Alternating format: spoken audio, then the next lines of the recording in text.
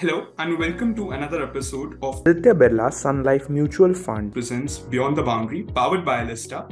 On this episode, we have Annerie Dercksen with us. She plays for South Africa and she will be representing South Africa in the World Cup. Welcome, Annerie, to the show. Thank you very much for having me. I would start with this. Like every young cricketer aspires to represent their country and then play in World Cup someday. You had the opportunity to do both in a span of few days. How are you feeling? I must say it was quite unexpected for me at first. I was planning to go and watch the World Cup with a couple of my friends actually, and then to get the call to say you're in the team is actually, I don't know, it's amazing. I think I'm still walking on the clouds a bit, and it was totally unexpected.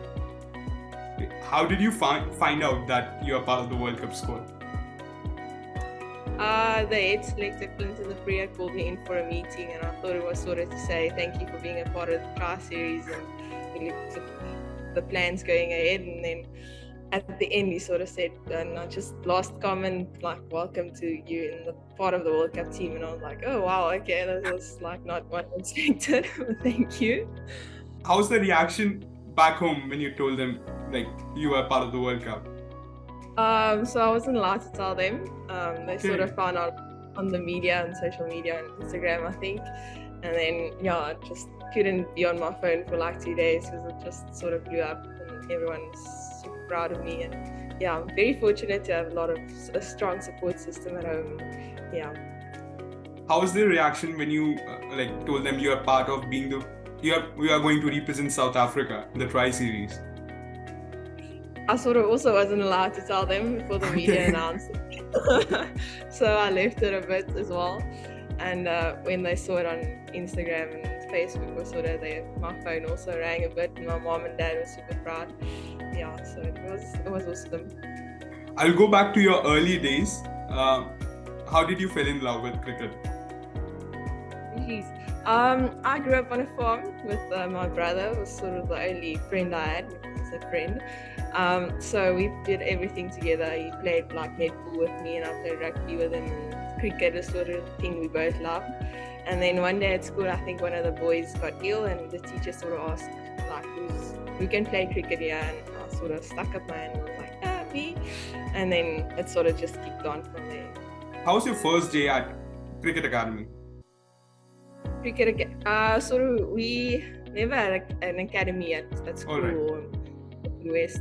So I was in a very small town, so it always was just school cricket with the boys, and I think I never really it wasn't ever a big moment. It also just always was me about enjoying it, and I sort of never thought you could make a profession of it or thought about it as something serious. And when did you decide that you want to take this up seriously? Sure, I think after school I started playing for Free State, and I was like, okay, maybe I can make it or have a career in this, but still it's just for me it's about the fun, and I don't think even if there was not an opportunity to make a career out of it, so I'll still be playing backyard cricket because I just love it. How was your parents' reaction as in when you told them you want to go ahead in this field? They were always very supportive of everything we wanted to do, so they said you're allowed to play cricket and whatever, but you have to study and you can't just play cricket. So I'm studying education at the moment. I think at the start when I started playing with the boys, my mother was a bit careful and she was like, oh, they're going to try and hurt you, please just be careful. But I think I was very fortunate that the school and the coaches and I think all the boys in my team always protected me. Brother was in my team as well. So I think they were always on the lookout, and other than other girls, I think nothing ever happened to me which I felt like, oh, I don't want to do this anymore. Like they were super welcoming and protective of me. And you must have had role models while growing up. Whom did you look up to? Yeah, I think when I first started playing cricket, there wasn't a lot of women in the media. I think the first thing I saw in the newspaper was Mignon de Priya probably. And so I started looking up to her, and then obviously as we grew up, started seeing more people in the media like Maison Cup and Laura Wolfhard. I think then the whole Protea team was sort of my heroes, and now just to have the opportunity, every day when I see them, I'm like, yes, this is so cool, I don't know. I want to know, what's your jersey number? 77. And what's the story behind it?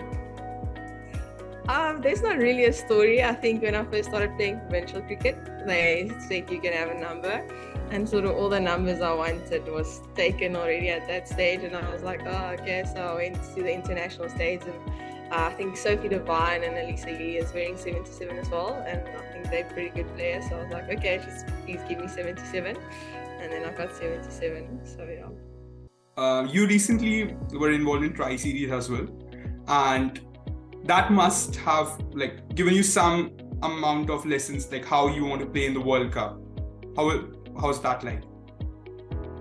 I think the first couple of games, I thought I wasn't going to be nervous, and I wasn't really nervous. But then, sort of when you get into the game, you're like, oh, okay, there's actually people watching this. It's not provincial cricket anymore.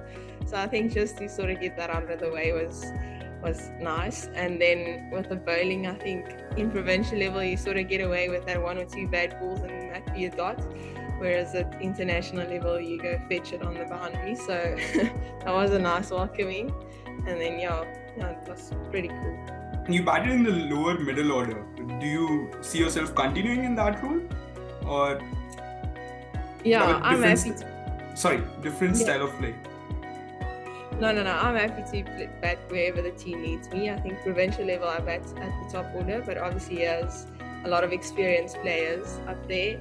So I'm just happy to start in wherever the team needs me, if it be 11 or 1, I don't care. And finally, what goals have you set for the World Cup, apart from winning it? I think I didn't think I was going to be here, so I didn't really set any goals. But I think for me at the moment, it's just to learn as much as I possibly can from the senior players like Mazwan or Laura Wolford, Sune. Just like learn as much as I can and take it back home and try to improve my game, and maybe I don't know. And last question, how excited you are for the opening game against Sri Lanka? Yes, I think, like I said to a lot of people, it hasn't really sunk in what's happening at the moment. But the last couple of days coming to Stellenbosch, I think the team has been sort of feeling like we're in a World Cup now more, and I think everyone around the camp is really excited for that first game and the crowd that we might get. So yeah, I'm really looking forward to it. With this, thank you, Annerie, for joining us on this episode of Beyond the Boundary. Hope you have a good tournament ahead. Thank you very much for having me.